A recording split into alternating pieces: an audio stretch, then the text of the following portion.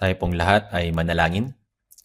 Mahabagin naming Amang Diyos na mayaman sa awa, salamat po na kahit kami patay sa mga pagsalangsang at kasalanan, tinubos mo po kami sa pamamagitan ng iyong dakilang pag-ibig, sa pamamagitan ng pag-ibig sa krus, at binigyan mo po kami ng pagkakataong mabuhay sa mundong ito na may pag-asa sa langit, naghihintay sa pamanang buhay na walang hanggan na iyong ipinangako sa amin.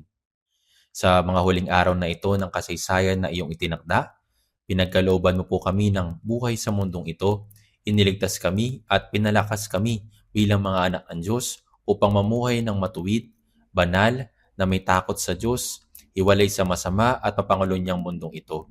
Nagpapasalamat po kami sa iyo. Ako'y malapit ng dumating at dala ko ang aking gantimpala upang gantihan ang bawat isa ayon sa kanyang gawa. Habang papalapit na ang araw ng pagdating ng Panginoon, naway manatili kaming handa, matino at nanalangin. Hinihiling namin na tulungan mo po kaming gawin ang mga dakilang gawain na nakakalugod sa iyo at magdala sa iyo ng kaluwalhatian ng may kagalakan at pasasalamat, kusang loob at may katapatan bilang mga tapat na manggagawa. Nagpapasalamat po kami sa iyo na ang mga bagay na aming ipinanata, pinlano at ipinangako sa iyo noong nakaraang winter retreat at sa pasimula ng taon ay naisasagawa ng maayos hanggang sa mga oras na ito. Inihiling namin na tulungan mo po kaming maging mga maibigin sa Panginoon at naglilingkod sa Panginoon ng buong sikap at may katapatan na namumuhay na parang ang taong ito ang huling taon ng aming buhay. Kami ay nakatanggap ng kaligtasan at may pag-asa sa langit. Gayunmay, marami pa rin mga kaluluwa ang hindi nakipagkasundo sa Diyos na hindi nalalaman kung bakit sila nabubuhay sa mundong ito, kung saan sila pupunta, o kung ano ang kahulugan, layunin ng kanilang buhay. Pakiusap, tulungan mo po kami sa taong ito na akayin ang maraming tao sa harap ng Diyos upang maligtas sila at maitatag sa fellowship at maging mahalagang taon ito kung saan maluluwalhati namin ng Ama sa pamamagitan ng maraming bunga. Tulungan mo po kaming suriin ang aming sarili sa salita at magpatuloy araw-araw tungo sa gantimpala ng dakilang pagtawag ng Diyos na ang aming mithiin ay si Jesucristo, tumatakbong may kalakasan at matagumpay na pamumuhay araw-araw sa pamamagitan ng krus. Ngayong Lord's Day, muli po kami nagkatipon. Ipagkaloob mo po sa amin ang masaganang salita ng Diyos at maisulat ito sa mga tapyas ng aming mga puso upang maging ilawan at liwanag sa aming mga buhay, upang kami manatiling matatag sa iyong salita at lalong lumakas. Gayon din para sa mga misyonari na nangangaral ng ebanghelyo sa buong mundo at para sa brothers and sisters na nagpapagal sa ibang bansa, inihiling namin na ang Diyos ang kumilos sa lahat ng dako at ang teritoryo ng Panginoon ay lumawak araw-araw.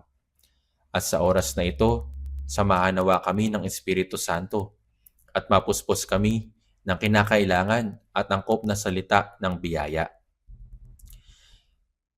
Idinadalangin namin ito sa pangalan ng Panginoong Hesus. Amen. Maraming salamat po sa papuri. Tingnan po natin ang salita sa Biblia. Buksan po natin sa unang Pedro chapter 4.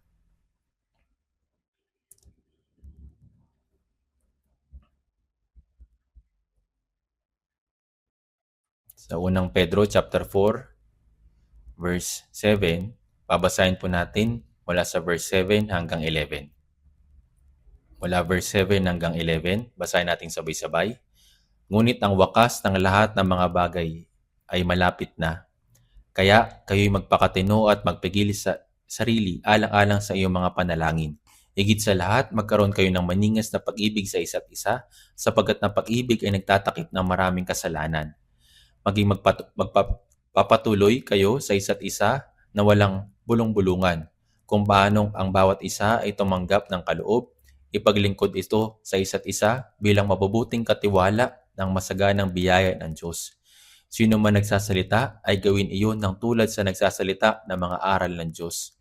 Sino man naglilingkod ay tulad sa naglilingkod mula sa kalakasang ibinibigay ng Diyos, upang ang Diyos ay maluwalhati sa lahat ng mga bagay sa pamamagitan ni Jesucristo.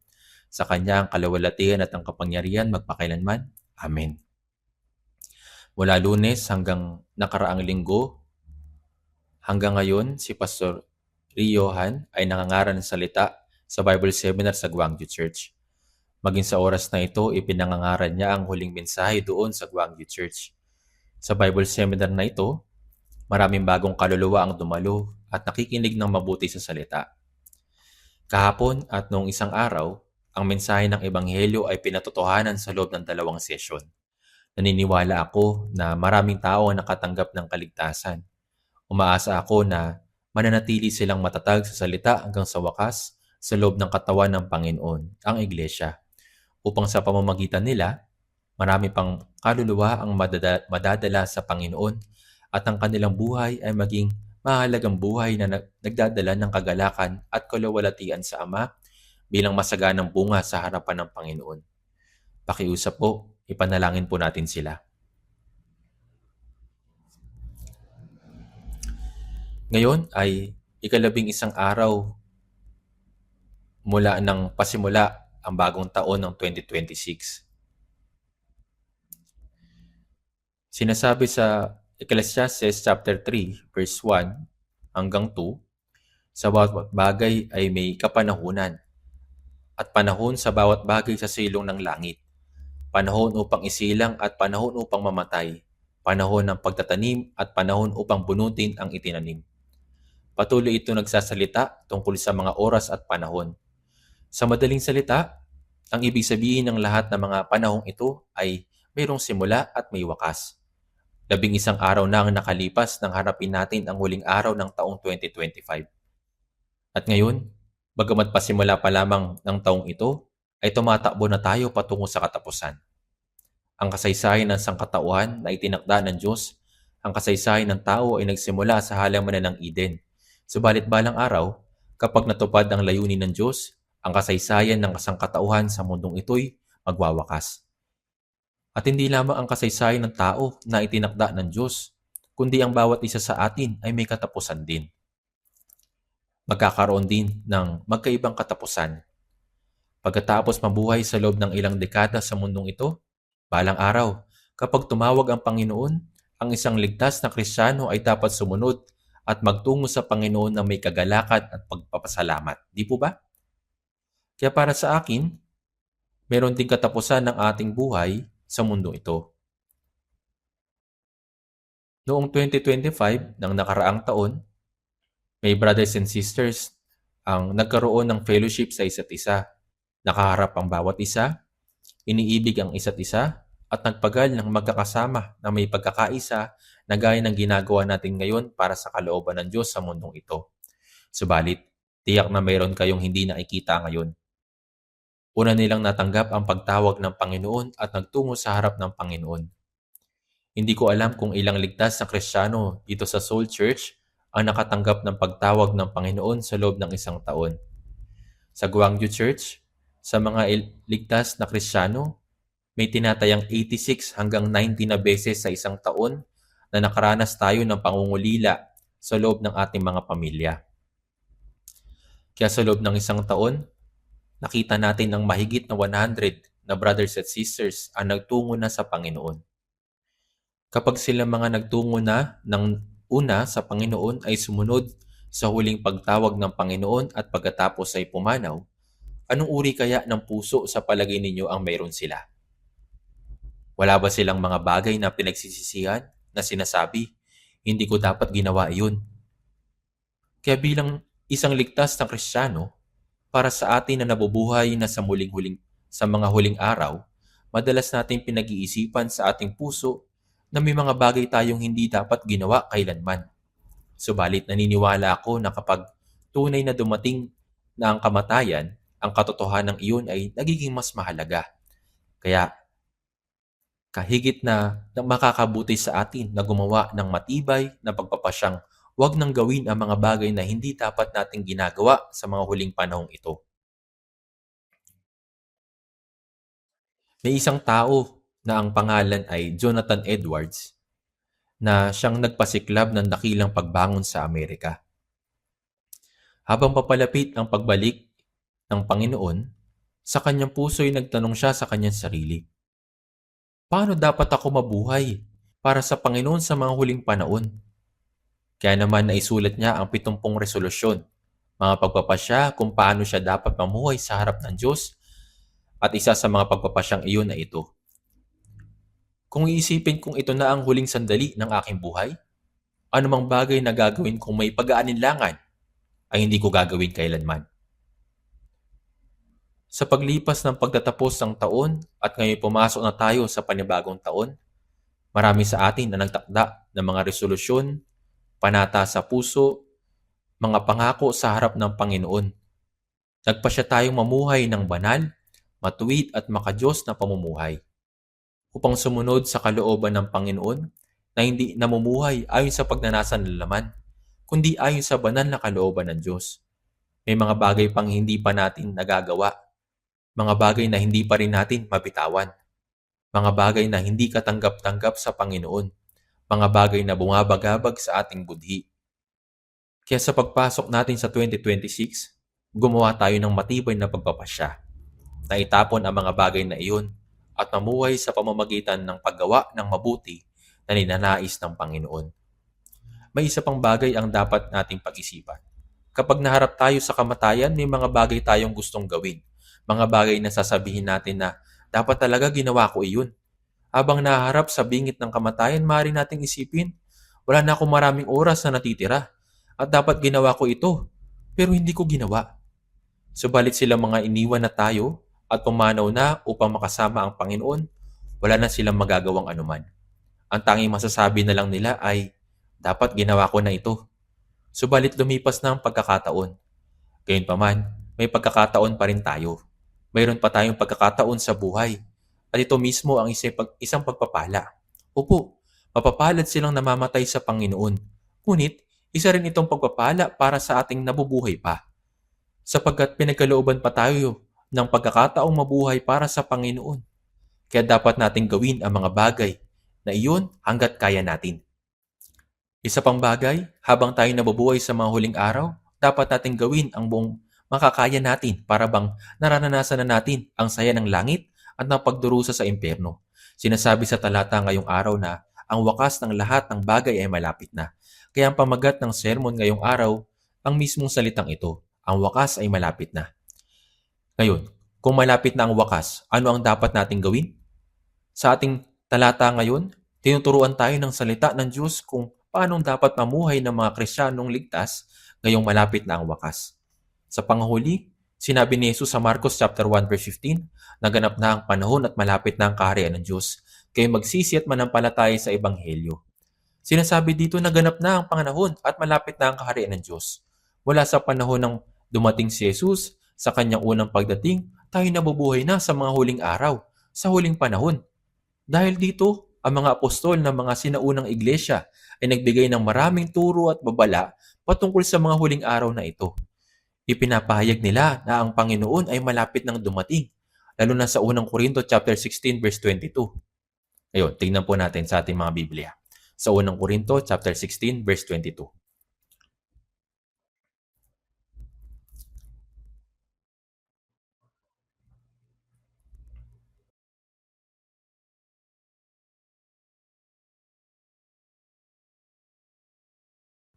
Pakiusap, tingnan po natin sa unang Korinto chapter 16 verse 22. Basahin po natin ang sabay-sabay. Kung ang sino man ay hindi umiibig sa Panginoon ay sumpain siya. Maranatha. Ang Panginoon ay parating na. Ang pagdating ng Panginoon ay malapit na. Ang katapusan ng kasaysayan ng tao ay malapit na. At maging ang katapusan ng ating buhay ay mas malapit na kaysa sa ating inaasahan. Kaya ano ang ibig sabihin nito? Malapit na ang pagdating ng Panginoon. Kaya kung ang sino man na hindi umiibig sa Panginoon ay sumpain siya. Kung gayon, ano ang pinakamahalagang bagay na dapat natin gawin habang nabubuhay tayo sa mundong ito? Marcos chapter 12 verse 31. Wala nang ibang utos na higit pang dakila sa mga ito. Sa Marcos chapter 12 verse 31 hanggang 32, may kita natin na may isang eskriba ang lumapit kay Jesus at nagtanong sa kanya. Sa Marcos chapter 12 verse 28, alin ang pangunahing utos sa lahat? Sinagot siya ni Jesus sa verse 29. Ang pangunahin ay sa verse 30, ibigin mo ang Panginoon mong Diyos ng buong puso mo, ng buong kaluluwa mo, ng buong pag-iisip mo at ng buong lakas mo. Ito yung unang utos. Sa verse 31, ang pangalawa ay ito, Ibigin mo ang iyong kapwa na gaya ng iyong sarili. Wala nang ibang utos na higit pang dakila sa mga ito. Ito ang pinakadakilang utos. Yun na ibigin mo ang Diyos at ibigin mo ang iyong kapwa na gaya ng iyong sarili. Kaya ang mga salita sa talata ngayong araw sa 1 Pedro chapter 4 verse 7 at sa mga sumusunod, sinabi po sa verse 8, higit sa lahat, magkaroon kayo ng maningas na pag-ibig sa isa't isa. Bilang mga nabubuhay sa mga uling araw, higit sa lahat ang pinaka-prioridad natin ay ito. Magkaroon ng maningas na pag-ibig sa isa't isa. Ito ang pag-ibig. At dito sa pagdadala ng mga sulat ni Apostol Pablo, lalo sa urang Korinto, sa pangwakas, nagsalita siya sa mga mananampalatayang taga-Korinto ng napakalakas at matigas. Sa verse 22, kung ang sino man hindi umiibig sa Panginoon ay sumpain siya. Bakit dapat tayong magmahal sa ganitong paraan? May malinaw na dahilan. Ito'y dahil paparating na ang Panginoon. Ang salitang ito, paparating na ang Panginoon, ay napakahalaga. Bagaman ang bagong tipan ay naisulat sa wikang Grego, ang partikular na pahayag na ito ay nasa wikang Aramaiko. Ibig sabihin nito, malapit nang dumating ang Panginoon. Ang Panginoon ay malapit na. Kaya sa halip na isalin ito sa wikang Grego, isinulat ito ng ganito sa kasulatan sa wikang Aramaiko. Ang salita na, Panginoon, pumarito ka ay Maranatha. Maranatha or Maranatha, Maranatha sa Biblia. Makita din natin ang ibang mga salita kagaya nito. Alleluia sa Hebreo, na ang ibig sabihin ay purihin ng Panginoon. Hosana sa Hebreo, Hoshana, na ang ibig sabihin ay iligtas mo kami ngayon. Ang mga salitang ito hindi isinalin sa ibang wika. Sila ay sinulat base sa orihinal na wika, sapagkat ito naglalaman ng malalim na kahulugan, pahayag at pananampalataya. Kaya ang dahilan kung bakit ang salitang Maranatha ay sinulat sa wikang Aramaiko, salip na sa wikang Griego, ay dahil ito'y talagang salita na madalas na ginagamit ng sinaunang iglesia ng panahong iyon. Sa lahat ng 66 na mga aklat ng Biblia, isang beses lamang lumabas ang salitang ito, Maranatha. Panginoon, pumarito ka. Malapit na ang Panginoon. Ngunit ito rin na naghahayag ng isa pang kahulugan. Panginoon, pumarito ka. Ito ay isang taos-pusong daing na nagmumula sa puso ng mga tao na sasabik at naghihintay sa pagbabalik ng Panginoon. Panginoon, pumarito ka. Ang parehong mensahe ay makikita natin sa Apokalipsis chapter 22 na binasa natin ngayon.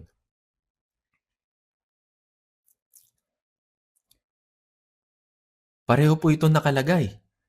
Tingnan po natin ngayon sa Apokalipsis chapter 22. Ngayon, tingnan po natin muli sa Apokalipsis chapter 22. Sa verse 20, Apokalipsis chapter 22, verse 20. Basahin natin ang sabay-sabay. Ang nagpapatotoo sa mga bagay na ito ay nagsasabi, Oo, ako'y malapit nang dumating. Amen. Pumarito ka, Panginoong Hesus. Oo, ako'y malapit nang dumating. Ngunit dito sa aklat ng Apokalipsis, ang panahon ay malapit na. At sinabi ni Jesus, Oo, ako'y malapit nang dumating. Hindi siya darating na may pagkaantala, kundi darating siya ng mabilis. Maraming mga salita ang kagaya nito. Tingnan po natin sa Apokalipsis chapter 1. Apokalipsis chapter 1 verse 3.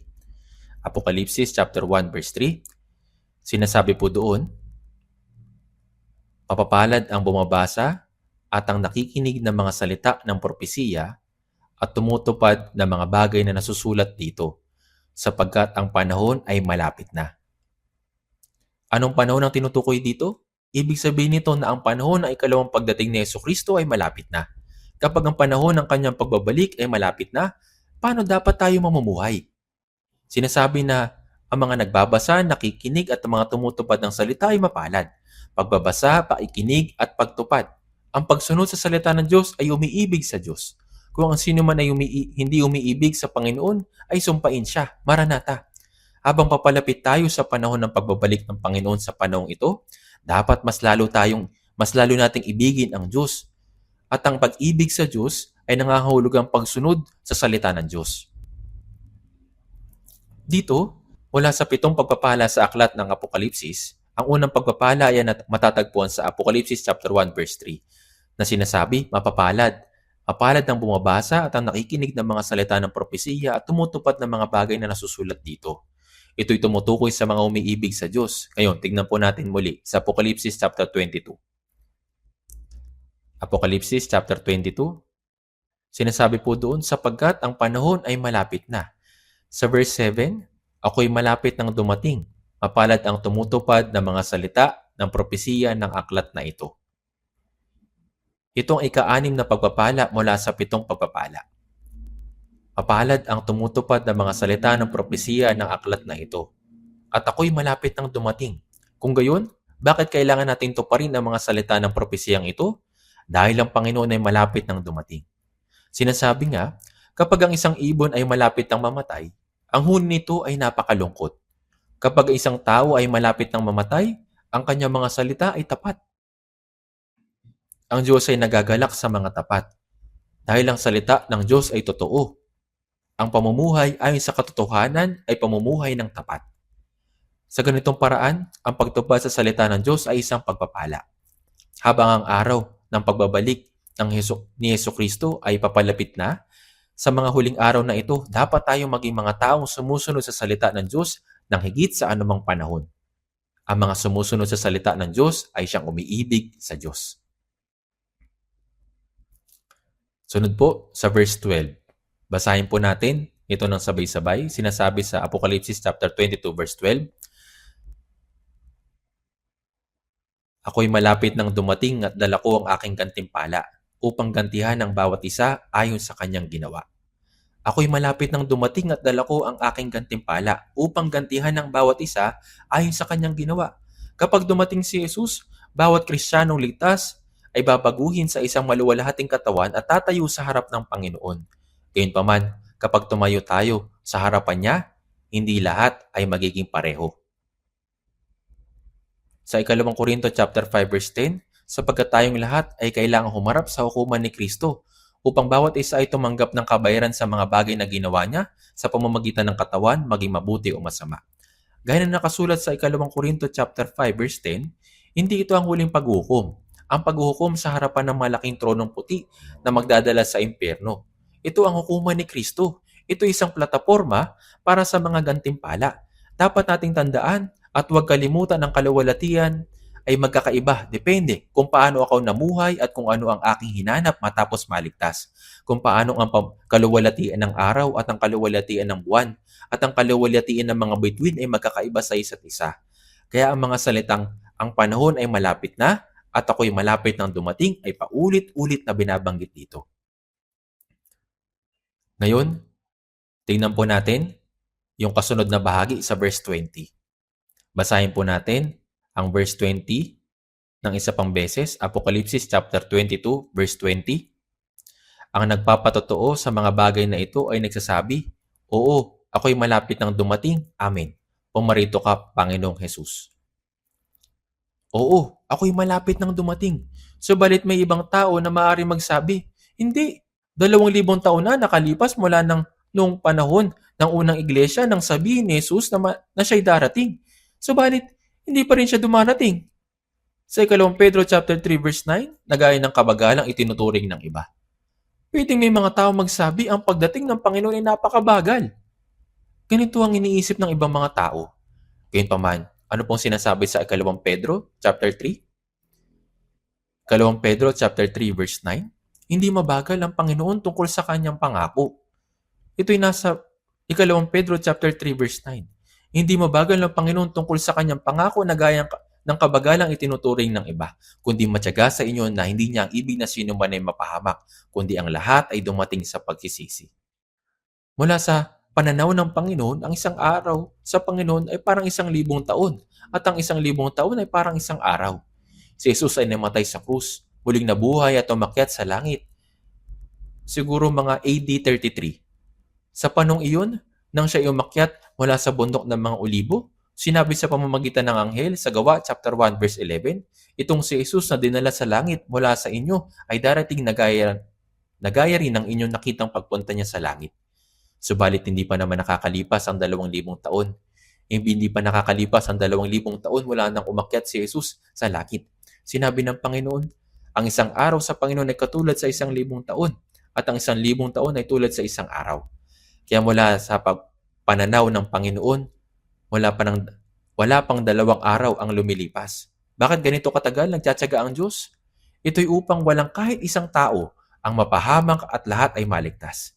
Siyempre kahit na nais ng Diyos na lahat ay maligtas, hindi lahat ay ligtas. Sinabi ni Jesus sa Lucas chapter 13 verse 24, "Magsikap kayong pumasok sa makipot na pintuan sapagkat sinasabi ko sa inyo na marami ang magsisikap na pumasok at hindi makakapasok." Kaya ang panahon ay talagang malapit na. 2,000 taon na nakalilipas, ang mga banal na sinaunang iglesia ay malamang pinalakas ang loob ng isa't isa at nag-aliwan sa pamamagitan ng mga pagbating tulad ng malapit na dumating ang Panginoon, Maranatha, Maranatha. At sinabi, kahit nasa gitna ng pagdurusa at pag-uusig, malapit nang dumating ang Panginoon. Kapag dumating siya, ang sitwasyon natin ay mababaliktad. Paano naman kumpara noon? Mas malapit na tayo sa 2,000 taon. Hindi ba't nabubuhay tayo sa isang panahon kung saan nakikita na natin ang lahat ng tanda na nagaganap bago dumating ang Panginoon? Sa ating panahon, darating ang Panginoon. Siya'y darating ng walang palya. Kung gayon, sa panahong ito na malapit na ang araw ng pagdating ng Panginoon, paano ba dapat tayo mabuhay? Paano ba dapat tayo mamuhay? Kaya, muli tignan po natin sa ating main verse ngayon sa unang Pedro chapter 4 verse 7.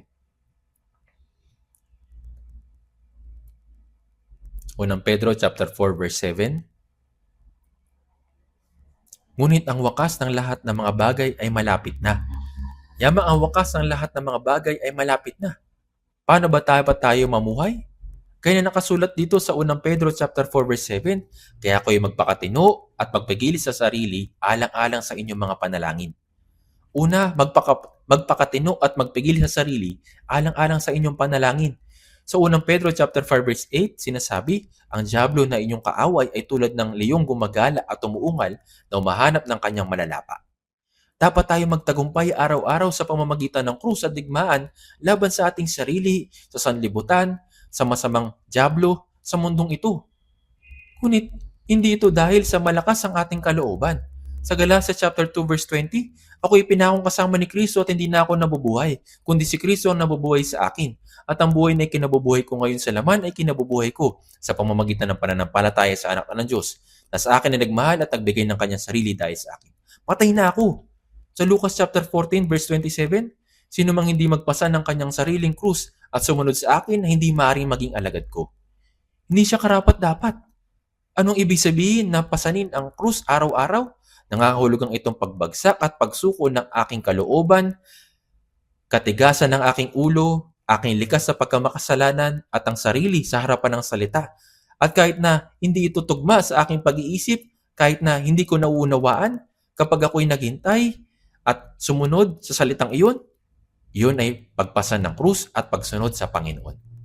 Sinasabi sa Lucas chapter 9 verse 23, kung ang sino man ay nagnanais sumunod sa akin, tanggihan niya ang kanyang sarili at magpasan ng kanyang krus araw-araw at sumunod sa akin. Sinasabi araw-araw. Ganito ang buhay na tumutubad sa salita. Ang buhay na umiibig sa Panginoon. Subalit hindi tayo nanalangin para sa magagawa natin. May mga bagay na talagang hindi natin kayang gawin bilang mga tao. May malinaw na mga hangganan ang sangkatauhan. Kailangan natin ng panalangin. Kung gayon, bakit kailangan nating manalangin? Sinasabi ang 3 bagay patungkol sa panalangin. Ang wakas ng mga bagay ay malapit na. Kaya dapat tayong manalangin, magpakatino at manalangin at pagbantay at manalangin. Dahil malapit na ang wakas ng lahat ng bagay, dapat nating isagawa ng mabuti ang kalooban ng Panginoon ng mas masipag, masigasig at tapat. At kung wala ang tulong ng Diyos, kung wala ang biyaya ng Diyos, hindi natin ito magagawa. Sa unang Korinto chapter 15 verse 10, subalit sa pamamagitan ng biyaya ng Diyos, ako ay ako. At ang kanyang biyaya na ibinigay sa akin na hindi mawawalan ng kabuluhan. Sa halip na ako'y naglingkod ng higit kaysa kanilang lahat, bagaman hindi ako, kundi ang biyaya ng Diyos na nasa akin. Sinabi ni Pablo na ang Panginoon ang gumagawa sa pamamagitan niya at iyon ang biyaya ng Panginoon. Ang maligtas ay sa pamamagitan ng biyaya ng Panginoon. At pagkatapos maligtas, ang magtagumpay araw-araw sa pamamagitan ng krus ay sa pamamagitan din ng biyaya ng Panginoon. Naharap tayo sa maraming krisis sa bawat sandali. At sa bawat sandali ng ating buhay ay pinoprotektahan at iniingatan sa pamamagitan ng biyaya ng Diyos at kalaunan kapag tinawag tayo ng Panginoon at haharap tayo sa Kanya ng may kagalakan, pasasalamat at pagsunod, iyon din ay biyaya ng Panginoon. Kahit ang pag-akyat sa langit at pagpupuri, pasasalamat at ang pagsamba sa Diyos, Ama, ay magagawa sa pamamagitan ng biyaya ng Panginoon. Hindi sa pamamagitan nating sariling kalooban o dahil sa tayo'y dakila. Lahat ito'y biyaya ng Panginoon. Kung gayon, ano ang panalangin? Ito ang mabuhay sa biyaya ng Panginoon, mabuhay sa tulong at kalooban ng Panginoon. Ito ang panalangin. Ngunit sinabi dito, magpakatino. Ang magpakatino ay kabaligtaran ng pagiging wala sa katinoan. Kahit na ang isang lalaking inalihan ng demonyo na nakagapos at nakakadena, pinuputol niya ang mga ito at sinasaktan ang mga taong din dumadaan. Nababaliw na siya. Ngunit ang magpakatino ay ang kabaligtaran ng pagiging baliw. Pinuputol niya, sinasaktan niya yung mga taong dumadaan. Nababaliw na siya.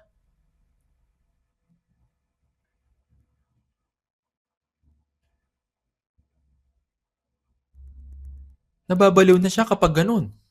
Huwag kayong magdaldal na parang isang taong wala sa sarili, kundi magpakatino, manalangin ng taimtim at mamuhay ng may maalab na pananampalataya.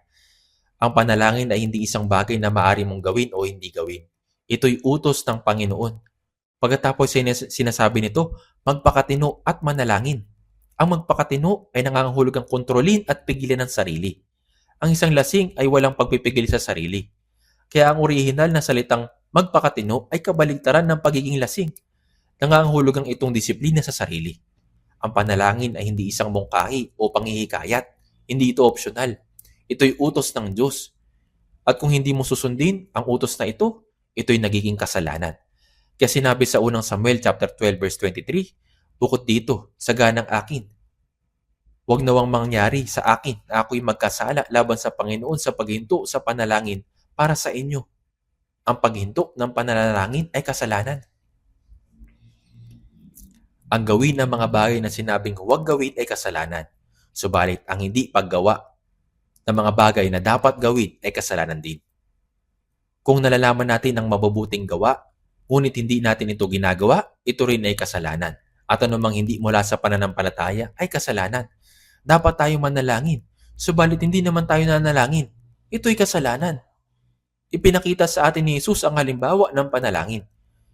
Nang magbubukang liwayway, umakyat siya sa isang bundok at nanalangin sa isang liblib na lugar. Nanalangin siya ng piliin at suguin niya ang mga alagad. Nanalangin siya bago pumunta sa bawat bayan upang mangaral. At bago ang pinakamahalagang pangyayari, ang kamatayan sa krus, taimtim siya nanalangin sa hardin ng Getsemani hanggang sa ang kanyang pawis ay naging parang patak ng dugo. Habang papalapit ang mga huling araw, dapat tayo magpakatino at maging handa sa pananalangin. Sinasabi ng ilang tao na natanggap natin ang biyaya ng Diyos, ang mga kaloob ng Diyos at ang mga regalo ng Diyos sa pamamagitan ng nasagot na panalangin. Ang mga kaloob ng Diyos ay inilalagay sa pinakamababa na patungan ng isang layered na cabinet.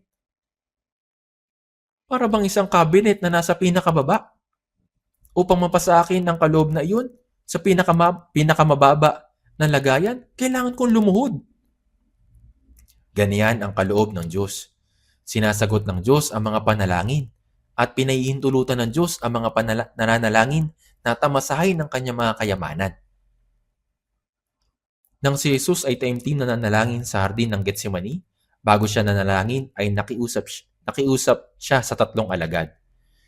Sa Mateo chapter 26 verse 41, nakalagay po ito.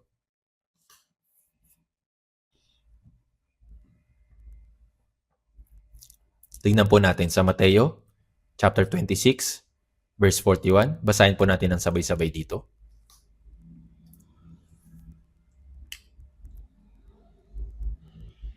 Mateo chapter 26 verse 41. Babasahin din po natin ito ng sabay-sabay. Sa Mateo chapter 26 verse 41, babasahin po natin ito ng sabay-sabay kapag nakita na. Mateo chapter 26 verse 41. Kayo'y maging handa at manalangin upang hindi kayo madaig ng tukso. Ang espiritu ay tunay na nagnanais, subalit ang laman ay mahina. At nanalangin si Jesus ng parehong panalangin. Sa Mateo chapter 26 verse 39, Ama ko, kung maaari, lumampas sana sa akin ng kopang ito, gayon hindi ang ayon sa ibig ko, kundi ang ayon sa ibig mo. Inulit niya ang parehong panalangin ng 3 beses. Subalit pagkatapos manalangin at bumalik, ang mga alagad ay natutulog. Pagkatapos manalangin ng paulit-ulit at bumalik, natutulog pa rin sila. Matapang na ipinahayag ni Apostol Pedro bago ipinako sa krus si Jesus, Mateo chapter 26 verse 35, kahit kinakailangan ako'y mamatay na kasama mo ay hindi kita ipagkakaila. Gayon din ang sinabi ng lahat ng mga alagad. Subalit nang dakpin si Jesus, ipinagkanulo niya si Jesus ng 3 ulit nang may pagmumura at pagsumpa. Bakit nangyari iyon? Kayo maging handa at manalangin upang hindi kayo madaig ng tukso, subalit natutulog pa rin sila. Tinawag tayo upang mamuhay araw-araw sa pagtatagumpay ng Panginoon at upang mamunga ng kanyang mabuti at perpektong kalooban. Gayunpaman, hindi natin ito magagawa sa pamamagitan ng ating sariling lakas. Makakapamuhay tayo ng may matagumpay na buhay Kristiyano kung tayo'y aasa lamang sa kapangyarihan ng Diyos. Ang lakas na ibinibigay mismo ng Diyos at hindi ito magagawa ng walang panalangin. Iyon ang dahilan kung bakit dapat tayong manalangin. Subalit, hindi nanalangin ang mga alagad. Pagkatapos mamatay si Jesus doon sa krus at muling nabuhay, ang muling nabuhay na si Jesus ay nagpakita sa mga alagad. Sa oras na iyon, ano ang ginawa ni Pedro? Lubos siya nagsisi. Sa Juan chapter 21 verse 15, pagkatapos silang makapag-almusal, sinabi ni Jesus kay Simon Pedro, Simon, anak ni Juan, minamahal mo ba ako ng higit kaysa sa mga ito? Sinabi niya sa kanya, Opo, Panginoon, nalalaman mong minamahal kita. Sinabi ni Jesus sa kanya, pakainin mo ang aking mga kordero. Sa verse 16, alagaan mo ang aking mga tupa. Sa ganitong paraan, pinagtibay ni Jesus ang puso ni Pedro na mahalin ng Panginoon ng 3 beses. Paano naman ang ibang mga apostol na naging duwag bukod kay Pedro? Sa mga Gawa, chapter 4, verse 19 to 20, ngunit sumagot sa kanila si Pedro at si Juan, kung matuwid sa paningin ng Diyos na makinig muna sa inyo, sa halip na sa Diyos, kayo ang humatol, sapagkat hindi maring hindi namin sabihin ang aming nakita at narinig.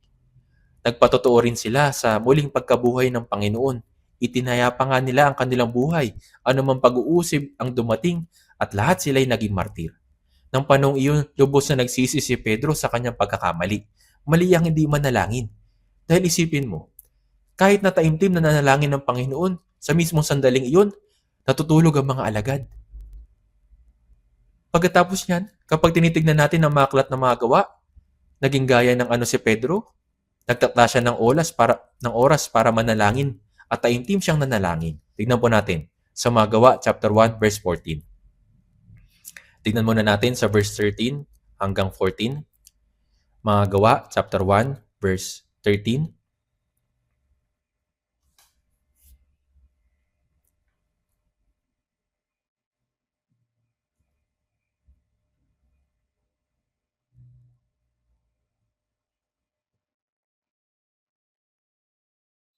Mga Gawa, chapter 1, verse 13. Nang sila'y makapasok sa lungsod, umakyat sila sa silid at sa itaas na doon ay nakatira sina Pedro, Juan, Santiago at Andres, Felipe at Tomas, Bartolomeo at Mateo, si Santiago na anak ni Alfeo na si Simon na makabayan, at si Judas na anak ni Santiago. Nang panong iyon, sila ay nagkatipon doon.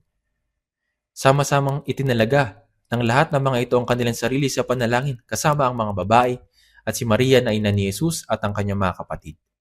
Pagkatapos noon, sinasabi nito na tuwing may nangyayari, ang mga kapatid sa unang iglesia ay nagkakatipon at taimtim na nanalangin ng sama-sama. Sa mga Gawa, chapter 3, verse 1, isang araw, sina Pedro at Juan ay pumanhik sa templo sa oras ng panalangin, ng 3 ng hapon. Sa Gawa, chapter 10, verse 9, nang sumunod na araw, nang may oras na 6 samantalang sila naglalakbay at malapit na sa lungsod, si Pedro ay umakyat sa itaas ng bahay upang manalangin. Sa mga Gawa, chapter 2, verse 15, sapagkat ngayon 3 oras pa lamang.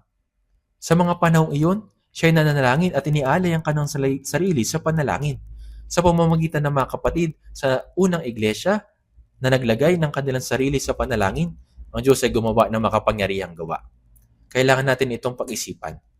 Bakit hindi nahayag ang kapangyarihan ng Diyos sa pamamagitan ko? Bakit wala mga bagong kaluluwang naliligtas sa pamamagitan ko? Bakit wala akong bunga ng evangelism? Subalit ang mga kapatid sa unang iglesia ay nalangin na nangaral sa salita. Ipinakita ni Jesus sa atin ang halimbawa ng panalangin, magbantay at may panalangin. Dito po sa Colossus chapter 4 verse 2, ang banal na espiritu ay nangusap sa kanila sa iba't ibang lugar patungkol sa panalangin habang isinusulat ang bagong tipan sa pamamagitan ng mga apostol. Colossus chapter 4 verse 2, basahin natin sabay-sabay. Magpatuloy kayo sa panalangin at kayo magbantay na may pagpasalamat. Nanalangin lamang ba tayo kapag may oras tayo? Nanalangin lang ba sa oras ng pagkain o nananalangin lamang kapag naisipan natin? Pagko sinasabi sa atin ng Biblia na ilaan ang ating sarili ng mas taimtim sa panalangin. Bakit sinasabi ng ilaan ang ating sarili? Dahil hindi madali ang panalangin. Sinasabi sa atin ng Biblia na maglaan ng oras para sa panalangin sa isang lihim na lugar, may makakita man sa atin o wala. Sa ating nabubuhay sa mga huling araw, sa huling kapanahunan, sa unang Thessalonica chapter 5 verse 16 hanggang 17, magalak kayong lagi. Manalangin kayong walang patid. Manalangin kayong walang patid. Kung lagi nating ninanais mabuhay sa biyaya ng Diyos sa pamamagitan ng lakas na ibinibigay ng Diyos at namumunga, kung gayoy, huwag tumigil sa panalangin. Susunod ang pangunahing talata ngayon sa unang Pedro chapter 4 verse 8. Unang Pedro chapter 4 verse 8. Unang Pedro chapter 4 verse 8. Basahin din po natin ng sabay-sabay. Higit sa lahat, magkaroon kayo ng maningas na pag-ibig sa isa't isa, sapagkat ng pag-ibig ay nagtatakip ng maraming kasalanan. Ngayon, higit sa lahat, ang pinakamataas na prioridad ay ang pag-ibig. Ang mahalagang bahagi ay higit sa lahat. Sa Efesos chapter 2 verse 4 hanggang 5, ngunit ang Diyos palibhas ay mayaman sa awa dahil sa kanyang malaking pag-ibig sa atin, maging noong tayo mga patay sa pamamagitan ng ating mga pagsuway, binuhay niya tayo kay Kristo. Sa pamamagitan ng biyaya, kayo'y naligtas. Ang naligtas ay nangangahulugan na ang patay na espiritu ay binuhay. Ang nagbibigay buhay sa patay na espiritu ay ang pag-ibig ng krus. Yan ang pag-ibig ng Panginoon sa krus. Yan ang tunay na dakilang pag-ibig. Meron pa ba mas dakilang pag-ibig sa mundo kaysa sa dakilang pag-ibig na iyon? Wala na. Kung gayon, anong klaseng pag-ibig ito? Ito'y pag-ibig ng Panginoong namatay sa krus para sa isang makasalanang gaya ko. Ang Panginoon na nagbuhos ng kanyang dugo at namatay sa krus. Sa madaling salita, walang pag-ibig na hihigit pa sa pag-ibig na iyon. Ngayon, tignan po natin sa 1 chapter 15 verse 13. Basahin din po natin ang sabay-sabay. 1 chapter 15 verse 13.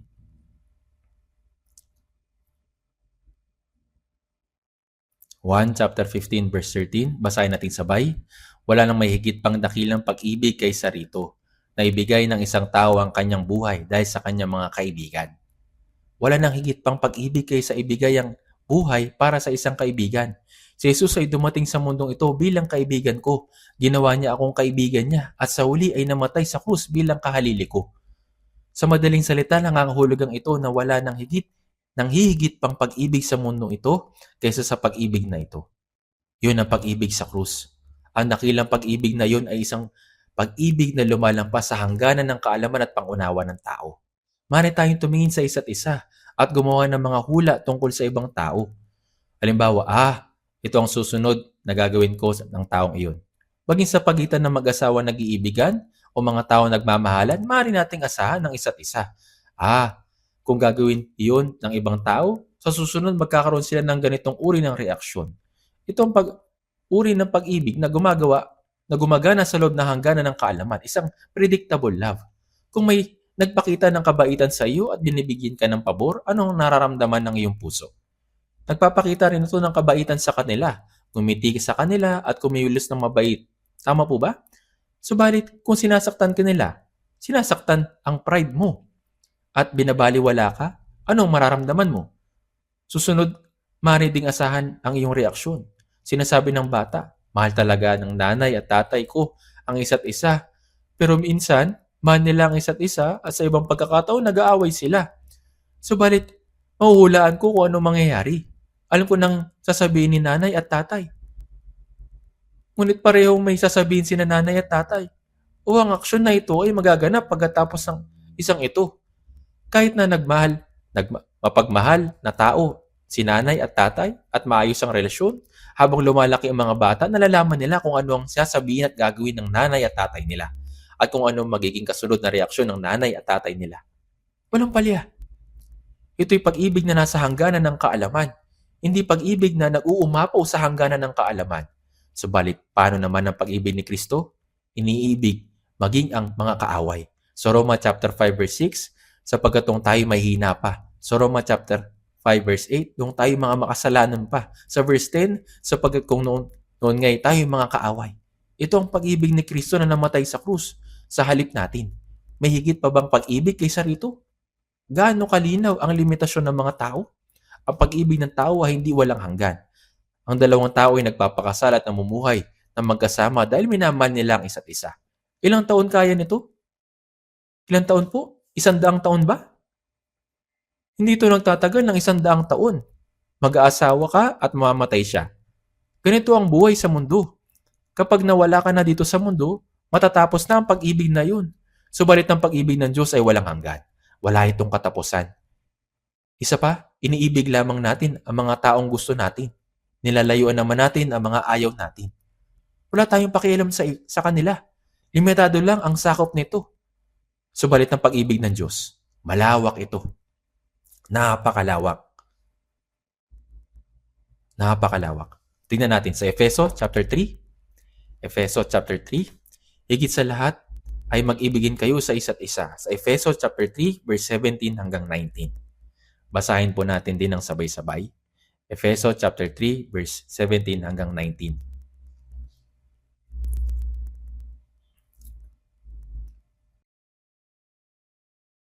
Efeso chapter 3 verse 17 hanggang 19. Basahin natin ng sabay-sabay. Upang si Kristo ay manirahan sa inyong mga puso sa pamamagitan ng pananampalataya, kung paanong kayo'y nag-uugat at tumitibay sa pag-ibig. Aking idinadalangin na magkaroon kayo ng kapangyarihang matarok kasama ng lahat ng mga banal, ang luwang, haba, taas at lalim, at upang makilala ang pag-ibig ni Kristo na higit sa kaalaman upang kayo'y mapuno ng lahat ng kapuspusan ng Diyos. Ang pag-ibig na ito ay pag-ibig ni Kristo na higit sa kaalaman. Ang pag-ibig ng krus, wala nang higit pang pag-ibig kaysa rito. Gayunman, ang kalagayan ng ating pananampalataya ay nababago ayon sa kung gaano natin nakikilala ang pag-ibig ni Kristo. Ang kaalamang ito ay pag-ibig ni Kristo na higit sa kaalaman. Hindi ito pag-ibig na nauunawaan ayon sa karunungan o teorya. Ito'y pag-ibig na sinasanay at nararanasan ko sa aking aktwal na pamumuhay. Kaya paano dapat natin isaalang-alang pag-ibig na ito ni Kristo? Dapat tayong matuto at sumunod sa kanyang mga yapak. Dapat po tayong matuto at sumunod sa kanyang mga yapak. Ang pag-ibig ni Kristo na higit sa kaalaman. Kasama ang lahat ng mga banal, ang luwang, haba, taas at lalim. Ipinapakita nito ang pag-ibig ni Kristo sa 4 na sukat. Ang luwang. Ano ang luwang? Ito'y napakalaki. Ang mga taong gusto mo, mga taong ayaw sa iyo, may hangganan kung sino ang iibigin ng mga tao base sa pinag-aralan, kapangyarihan, estado sa buhay o personal na kagustuhan. Ngunit, paano naman ang pag-ibig ni Kristo? Wala itong pinipili, maging lalaki o babae, Hudyo o Grego, barbaro o marangal, mayaman o mahirap, malusog o may sakit, mabuti o masama. Nilikha ng Diyos ang walang hanggang sansinukob. Tinataglay ang pag-ibig na kasing lawak ng kalawakan. Tayo ang tumanggap ng pag-ibig na ito, ang pag-ibig ni Kristo. Hindi dapat tayo tumitingin sa iba ng may diskriminasyon. Hindi dapat tayo mamili kung sino ang iibigin. Kung ang pag-ibig ni Kristo ay may pinipili o limitado, paano maliligtas ang isang gaya ko? Ipinahayag ni Apostol Pablo, tapat ang salita na narapat tanggapin ng lubos na si Kristo Jesus ay pumarito sa sanlibutan upang iligtas sa mga makasalanan. Ako ay makasalanan. Ngunit anong uri ng kasalanan? Na ako ang pangunahin sa mga ito. Ito po ang kahulugan nito. Kung ang pangunahin sa mga makasalanan ay naligtas, sino pa ang hindi pwedeng maligtas? Iniligtas ng Diyos ang isang gaya ko dahil sa lawak ng pag-ibig ni Kristo. Wala itong limitasyon. Kung gayon, walang sinumang tao dito sa mundo ang hindi maaaring maligtas. Walang sobrang makasalanan o may kakulangan para maligtas. Kasunod ang haba, silangan at kanluran. Ang haba nito ay walang katapusan. Ito'y walang hanggan. Sa Ebanghelyo ni Juan, chapter 13, verse 1, papalapit na ang Paskwa ng panahong iyon. Sinabi, alam na ni Jesus na dumating na ang oras ng kanyang pagpanaw sa sanlibutang ito patungo sa Ama. Yamang minamahal niya ang sariling kanya na nasa sanlibutan, sila ay kanyang minahal hanggang sa katapusan.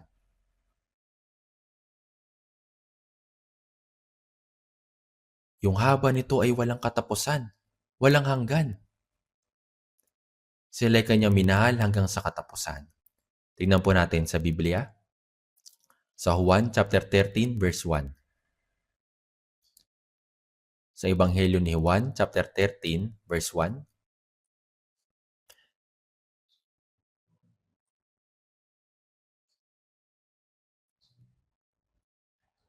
Basahin po natin sabay-sabay. Bago magpista ng Paskwa, alam na ni Jesus na dumating na ang oras ng kanyang pagpanaw.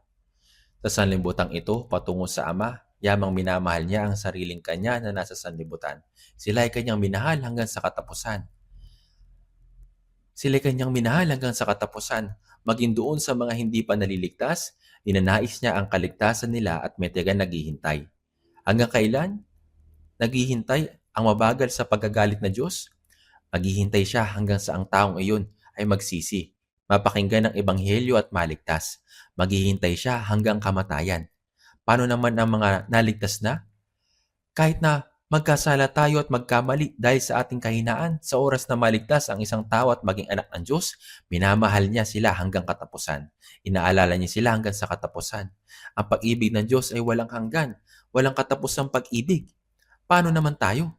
Sa una, minamahal at inibibigay natin ang lahat. Ngunit kalaunan, kung hindi naayon sa gusto natin, nagtatampo tayo at umaalis. Lalo na po ang mga babae. Sinasabi nila kapag gusto nila ang isang tao, sabay pa sila magpupunta sa restaurant. Ngunit kapag tanghalian na, nagkakaroon sila ng pagtatalo dahil sa isang bagay. Magtatampo sila at ayaw sumabay papunta sa restaurant at hindi sila nagpapansinan. May ibang tao na nangangako sa isa't isa ng 100 taon. Ang mga bagong kasal ay nagpupunta sa honeymoon. Ngunit sa ilang kadahilanan, nag-aaway sila dahil sa magkaibang opinyon. Kaya hindi na sila nagsasama at umuwi naghihiwalay.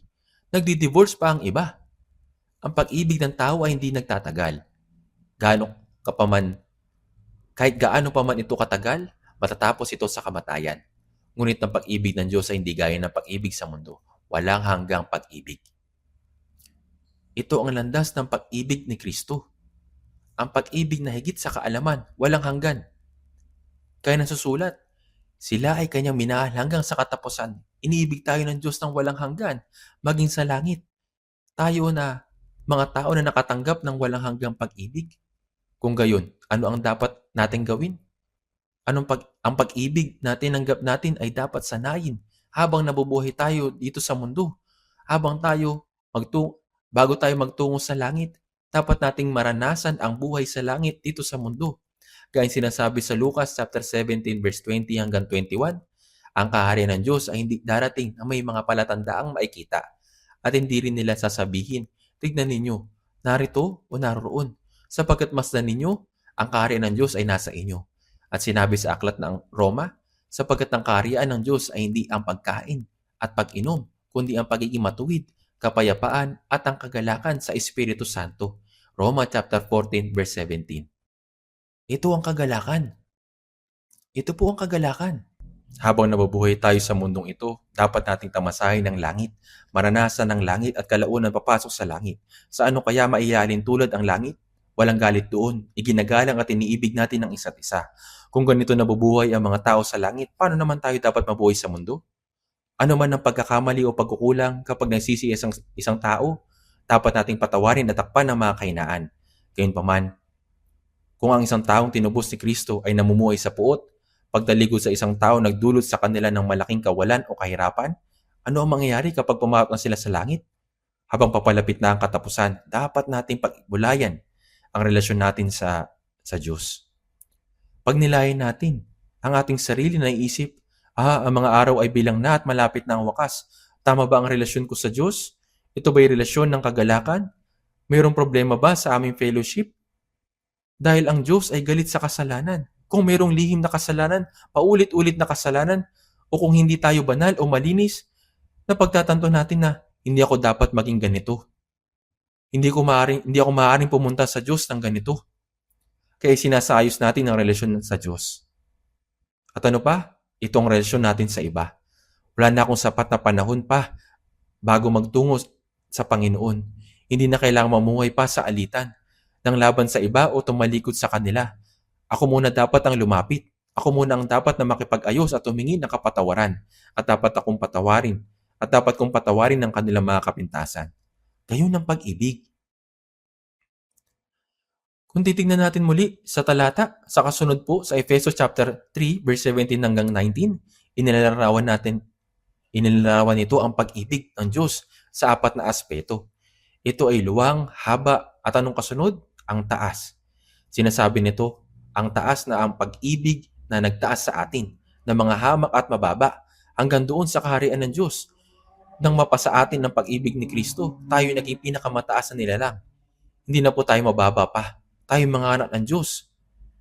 Ito po ang pag-ibig niya na iniwan ang kanyang kayamanan at naging dukha para maitaas tayo sa langit. At ano po yung kalaliman?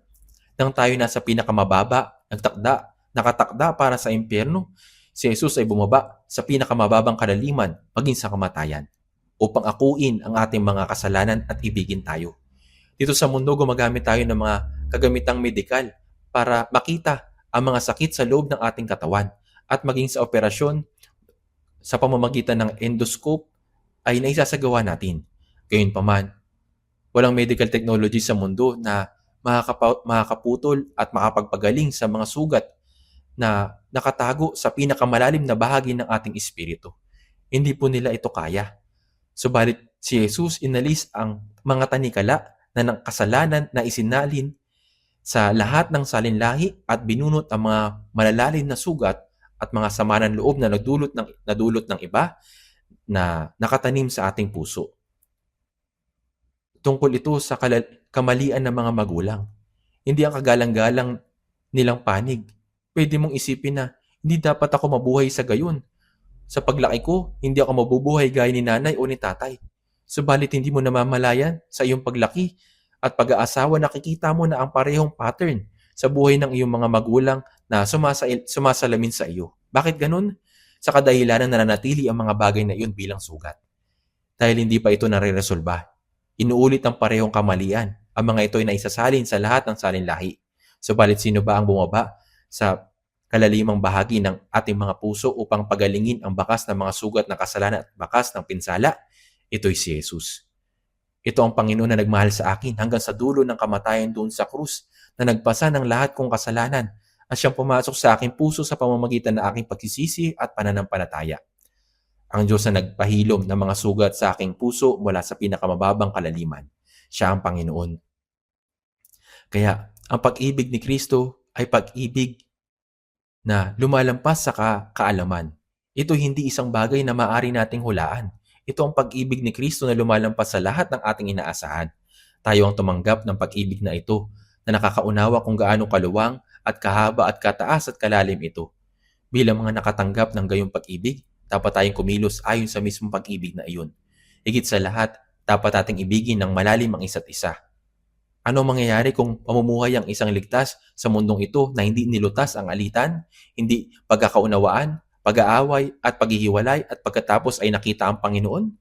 Pwede ba niyang sabihin, pinatawad ko ang lahat ng iyong mga kasalanan at hinarap ko kahit ang pinakamalalim na sugat ng kasalanan sa loob mo. Minahal kita ng walang hanggan at iniligtas ang isang makasalanan tulad mo ng walang pagtatangi na ginawa kitang anak ng Diyos na makakapasok sa langit.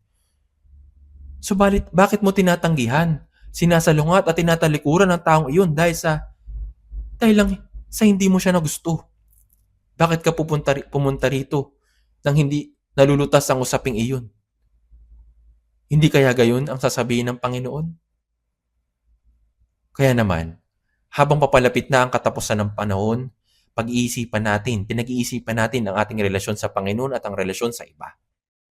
Isa pang punto, habang ang araw ng pagbalik ng Panginoon ay malapit na sinusuri natin kung ano ang ating ginawa mula nung tayo ay naligtas, sa Biblia, sinasabi na sa pamamagitan nito ay niluluwalhati ng aking Ama na kayo magbunga ng marami.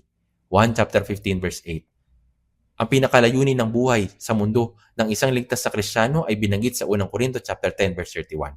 Kaya kung kayo man ay kumakain, umiinom o naman ang iyong ginagawa, gawin ninyong lahat sa ikaluluwalhati ng Diyos. Ang gawin ng mga bagay para sa pansariling kaluwalhatian ay nangangahulugang pag-angat sa pansariling pagnanasa ng laman sa pansariling kapakanan. At isang Kristiyanong pinanganak na muli ay dapat mamuhay ng ayon sa sinasabi sa kasulatan sa 1 Corinto chapter 10 verse 24. Huwag hanapin ng sino man ang kanyang kapakanan, sariling kapakanan kundi ang kapakanan ng iba. Kapag tayo tumayo sa hukuman ni Kristo, ito'y malinaw na mahayag kung tayo ba'y namuhay para sa ating sarili o para sa kaluwalhatian ng Diyos. Ang mamuhay para sa kaluwalhatian ng Diyos ay mabuti.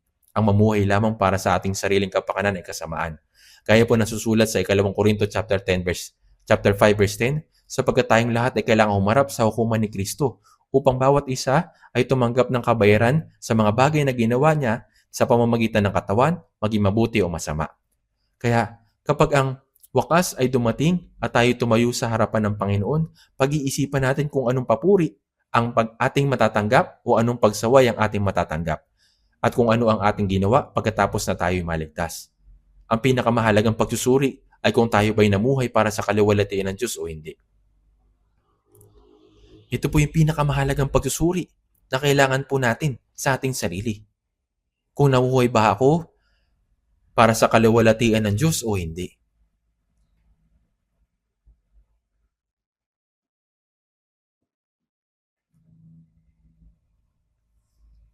Kaya pagdating ng wakas at tayo tumayo sa harapan ng Diyos, sa harapan ng Panginoon, kailangan pag-isipan po natin ito.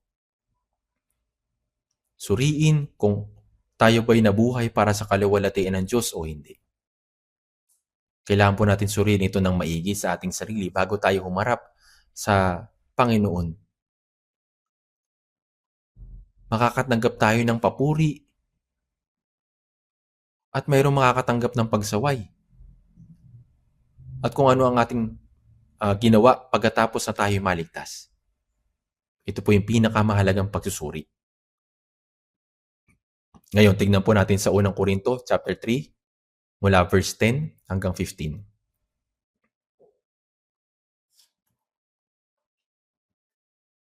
1 Corinto chapter 3 verse 10 hanggang 15.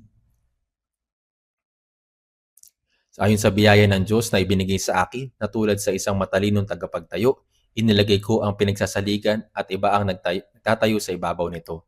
Dapat ingatan ng bawat tao ang pagtatayo niya sa ibabaw nito. Sapagkat sino man ay hindi makakapaglagay ng ibang saligan maliban sa nakalagay na ito'y si Kristo Jesus. Subalit kung ang sino man ay magtatayo sa ibabaw ng saligang ito ng ginto, pilak, mahalagang bato, kahoy, dayami, pinaggapasan, ang gawa ng bawat isa ay mahahayag, sapagkat ang araw ang magbubunyag nito. Sapagkat ito ay mahahayag sa pamamagitan ng apoy at ang apoy ang susunog kung anong uri ng gawain ang ginawa ng bawat isa. Kung ang gawa ng sino mang tao na kanyang itinayo sa ibabaw ay manatili, siya ay tatanggap ng gantimpala. Kung ang gawa ng sino mang tao ay matupok, siya ay malulugi, bagaman siya ay maliligtas, ngunit tanging sa pamamagitan ng apoy. Sa araw ng pagbalik ng Panginoon at sa pagtayo natin sa kanyang harapan, may mga tatanggap ng gantimpala at may mga magdurusa sa kalugihan. Ano pong kalugihan?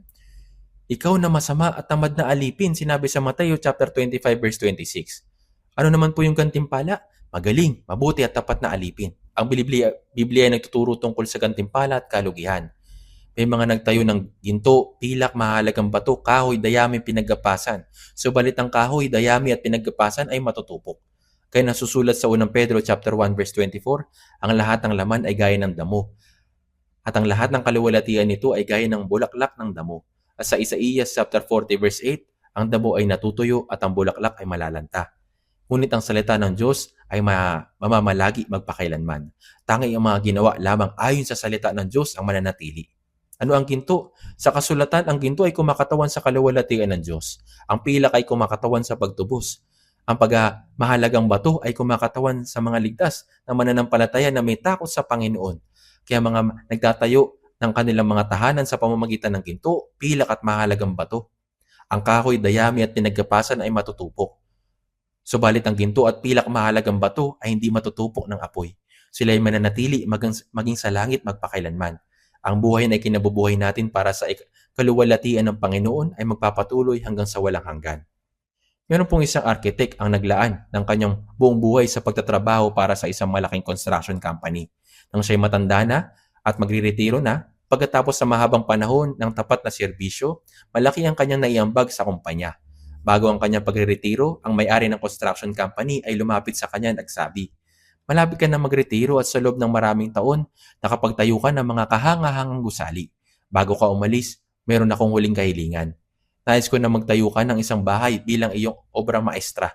Ang architect ay nadismaya dahil inaasahan niyang bibigyan siya ng kumpanya ng pahinga bago magretiro. Hindi dagdag na trabaho. Nakaramdam siya ng pagkatismaya sa kanyang puso. Pagkatapos ay sinabi ng may-ari, "Gumamit ka ng pinakamagandang klase ng materyales. Huwag kang mag-aalala tungkol sa gastusin." Inisip ng architect na sa kanyang sarili, nais ng may-ari na magkaroon pa ng isang bahay kahit na mayroon na siya na yun. Kaya't pinasimulan niyang itayo ang bahay. Subalit itinatayo niya ito ng walang ingat. Gumamit siya ng mababang klase ng materyales sa halip ng pinakamaganda at ginawa niya iyon ng paimbabaw. Tiniyak niyang napakaganda ang labas nito, subalit hindi maganda ang pagkakagawa sa loob. Nang matapos niya ang bahay ay sinabi niya, "Sir, tapos na ko nang naitayo ang huling bahay." At sumagot ang may-ari, "Magaling. Ikaw ang naglingkod ng tapat sa kumpanya sa loob ng maraming taon. Ang bahay na ito ay regalo ko para sa iyo." Kung titira siya sa bahay na iyon, sa taglamig ay tiyak na iihip ang malamig na hangin at sa mga dingding. Kano kaya niya ito pagsisisihan? Kung alam niya lang na magiging sa kanya ang bahay na iyon, gagamit sana siya ng pinakamagagandang materyales. Sa panahon ng parehong paraan, maaaring mamuhay ng gayon ang isang born-again Christian. Sa panahon natin sa mundong ito, paano natin tinatayo ang bahay? Tayo ba ay nagtatayo sa ibabaw ni Kristo na siyang bato gamit ang kahoy, dayami at pinagkapasan? O nagtatayo ba tayo ng gamit ng ginto, pilak at mahalagang bato? Ang ating itinatayo ay mananatili. Sa mga tuwid, pagdating sa huling araw, dapat natin seryosohin at pag-isipan. Para saan ako nabubuhay? Kapag ako'y tumayo sa harap ng Panginoon, anong gantimpala aking matatanggap? Ito isang bagay na dapat nating malalim na pag-isipan. Malalim na pag-isipan. Balikan po natin ang talata. Dito po sa Biblia. Balikan po natin sa unang Korinto. Sa unang Pedro chapter 4, verse 9 hanggang 11. Babasahin din po natin ito ng sabay-sabay. Unang Pedro chapter 4, verse 9 hanggang 11. Basahin natin sabay-sabay. Maging magpatuloy kayo sa isa't isa ng walang bulong-bulungan. Kung paano ang bawat isa ay tumanggap ng kaloob, ipaglingkod ito sa isa't isa bilang mabubuting katiwala ng masaganang biyaya ng Diyos. Sino man nagsasalita ay gawin iyon ng tulad sa nagsasalita ng mga aral ng Diyos. Sino man naglilingkod ay tulad ng naglilingkod mula sa kalakasang ibinibigay ng Diyos, upang ang Diyos ay maluwalhati sa lahat ng mga bagay sa pamamagitan ni Jesucristo. Sa Kanya ang kaluwalhatian at ang kapangyarihan magpakailanman. Amen. Sino man nagsasalita ay gawin iyon ng tulad sa nagsasalita ng mga aral ng Diyos. Kung tayo nagsasalita, nararapat tayong magsalita tulad sa nagsasalita ng mga aral ng Diyos. Sa anumang pakikipag-usap, kailangan natin magsalita na para bang naghahayag tayo ng salita ng Diyos at nakikitungo sa ibang tao na parang nasa harapan ng Diyos. Kailangan manggaling sa Diyos ang mga salita na ating binibigkas upang maging kapakipakinabang sa iba at magbigay buhay sa kanilang mga kaluluwa. Sinabi rin, sino man naglilingkod ay tulad na naglilingkod mula sa kalakasang ibinibigay ng Diyos. Kung iisipin natin naglilingkod tayo dahil sa tayo mahusay, talentado, o mas may kakayahan kaysa iba, kung gayon anong mangyayari, hahantong tayo sa pagkuha ng kaluwalhatian para sa ating sarili. Magsisimula tayong mag-isip, may nagawa akong dakilang bagay. At walang sino man ang kumilala o pumuri sa atin, nadidismaya tayo. Ano man ang ating ginagawa, kailangan natin itong gawin para sa kaluwalhatian ng Panginoon. Si Moises ay hindi nakapasok sa lupain ng Kanaan dahil hindi niya pinabanal ang Panginoon sa mga tubig ng Meriba. Siyempre si Moises ay kumakatawan sa kautusan at dahil doon hindi siya nakapasok sa Kanaan. Ngunit ang pangyayaring ito ay pagkakamali ni Moises na bigo siyang ibigay ang kaluwalhatian sa Diyos. Sa Bilang chapter 20 verse 8, sinabi ng Panginoon, "At magsalita kayo sa bato sa harapan nila upang mabigay ito ng kanyang tubig." Ang dapat sinabi ni Moises, ang Panginoon na nagsalita na lalabas ang tubig mula sa bato. O bato, magbigay ka ng tubig. Gayon ang dapat niyang sinabi o iniutos. Ngunit sa halip, sa verse 20, ikukuha ba namin kayo ng tubig sa malaking batong ito? Na para bang ang tubig ay lalabas mula sa bato sa pamamagitan ng kanyang kakayahan. Itinuon niya ang pansin ng mga Israelita sa kanyang sarili sa halip ibigay ang kaluwalhatian ng Diyos. Pagkatapos na yun, si Moises na nanalangin, "Pakiusap, hayaan mo ako makapasok sa lupain ng Kanaan.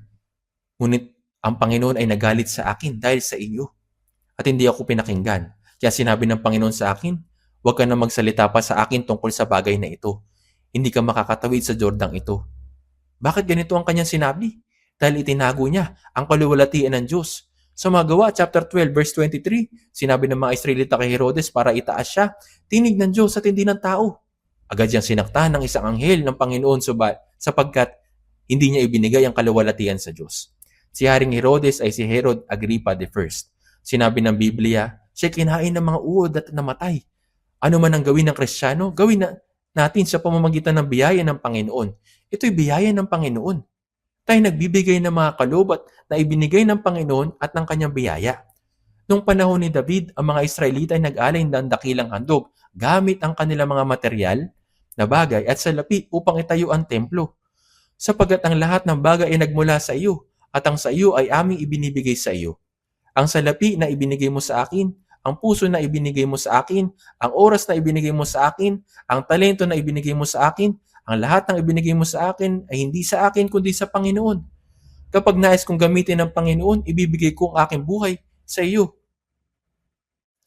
Si Jesus ay bumisita sa isang bayan sa Bethphage upang sumakay sa isang batang asnong nasa daanan.